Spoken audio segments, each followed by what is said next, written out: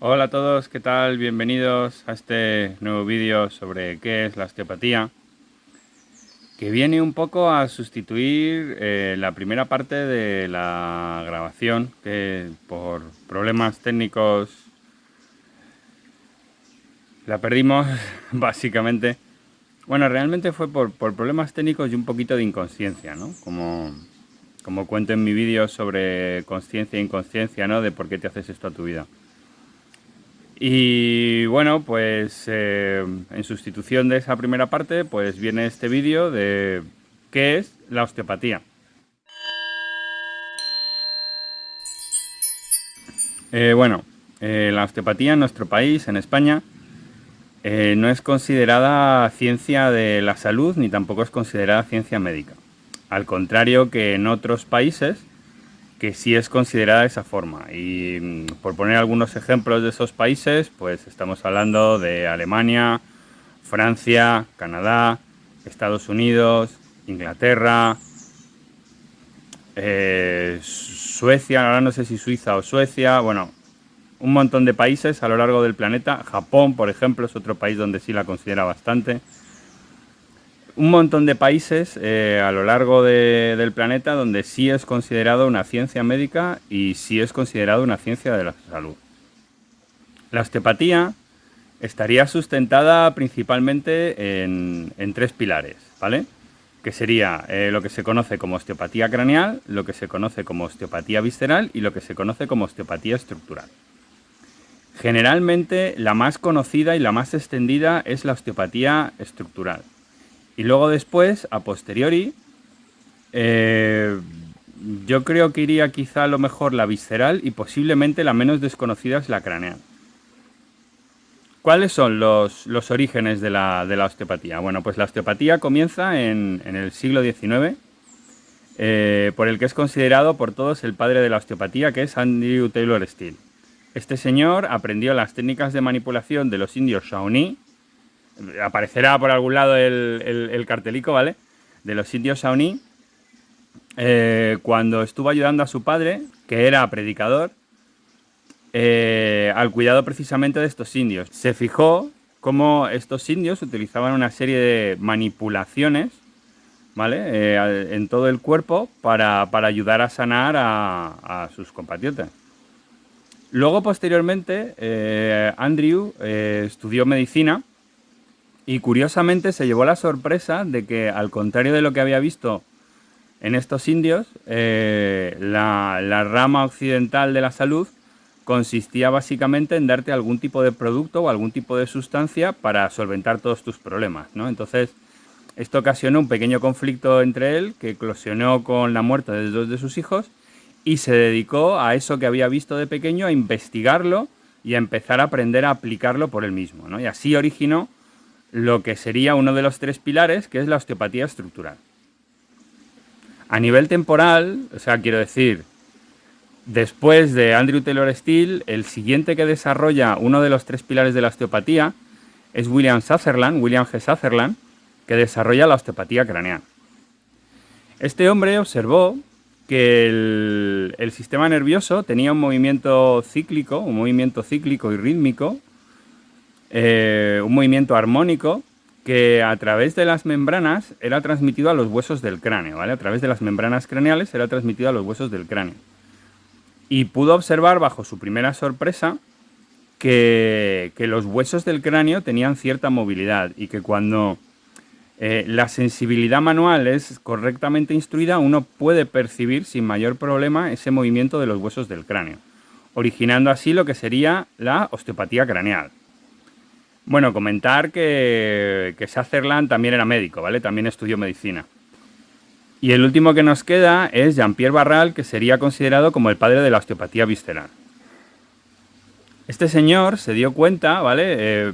Fue médico y también estudiante de osteopatía, ¿vale? Y se dio cuenta que había una conexión entre las lesiones articulares a través del sistema nervioso y una serie de vísceras, que también, debido al trabajo que hizo de la sensibilidad en sus manos, pudo percibir que las vísceras también tenían movimiento, inducido también por el sistema nervioso, ese movimiento rítmico, ¿no? que descubrió su antecesor, y que eso provocaba que también se pudiera trabajar el sistema, el cuerpo entero como un todo, se pudiera trabajar a través de las vísceras. Bueno, para continuar, pues la osteopatía se rige por una serie de principios que voy a pasar a contaros a continuación. Comentar que estos principios varían un poquito de escuela a escuela, de osteópata a osteópata, aunque realmente en esencia suelen mantenerse bastante puros.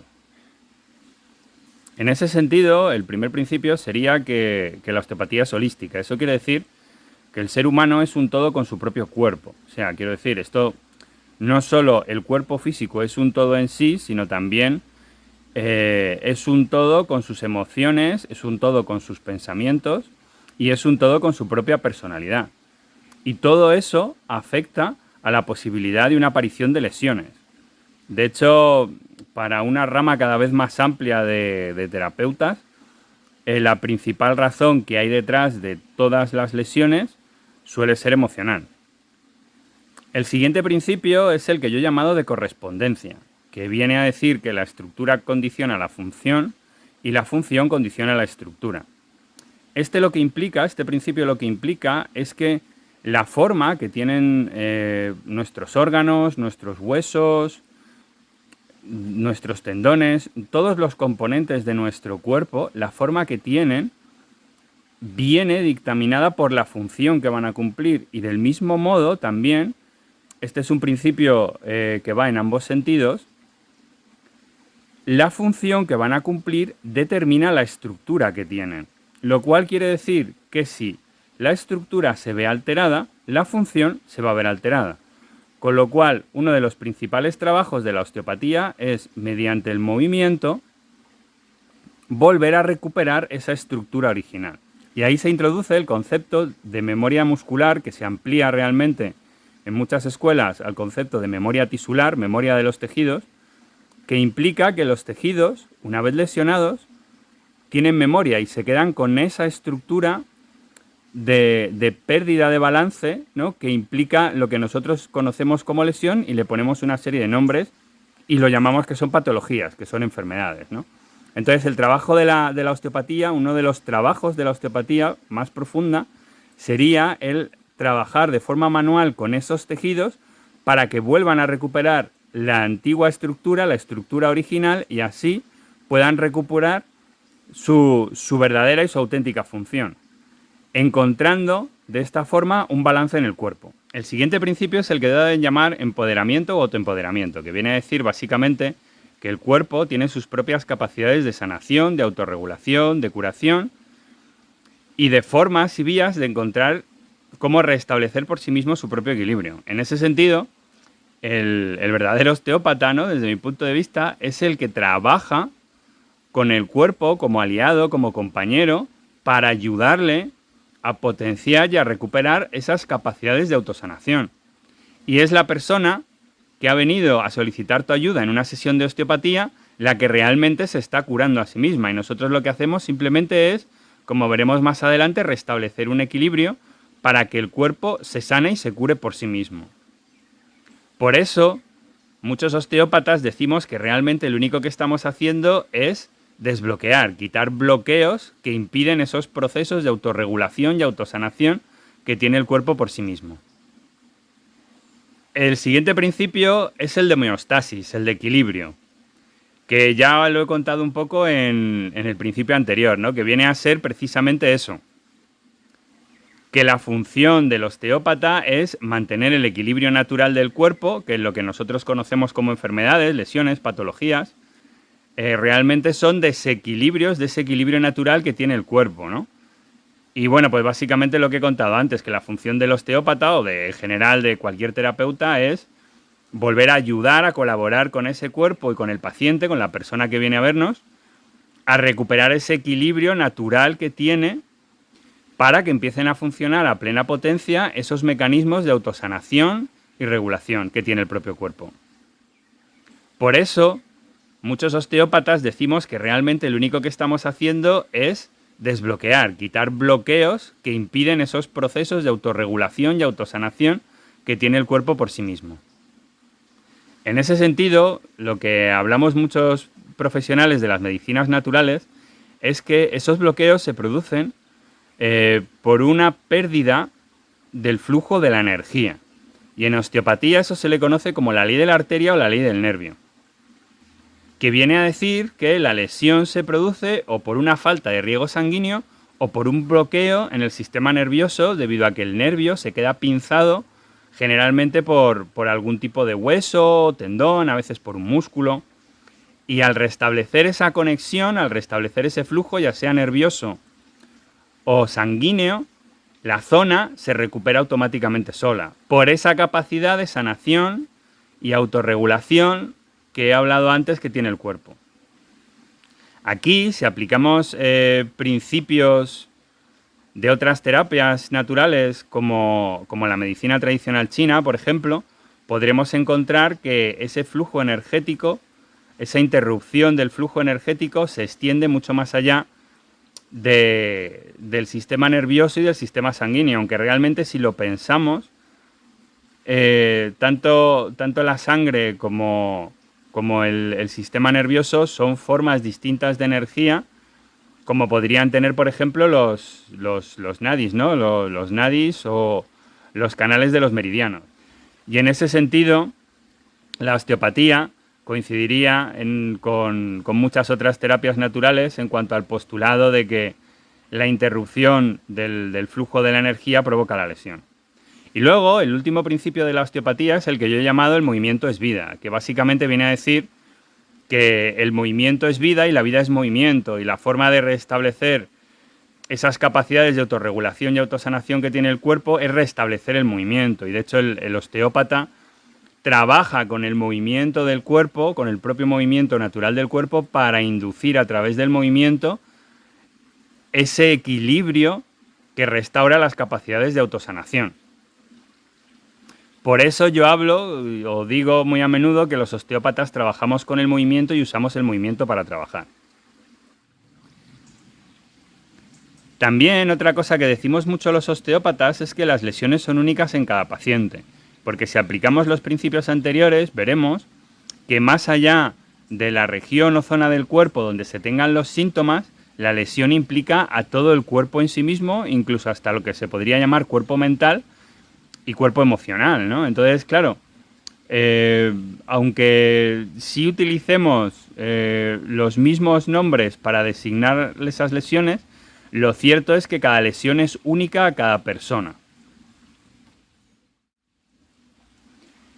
Y luego yo soy de la escuela que ve como que esa zona con esos síntomas que recibe un nombre concreto de una lesión, realmente es un mensaje para descifrar que nos manda en un código que tiene el propio cuerpo.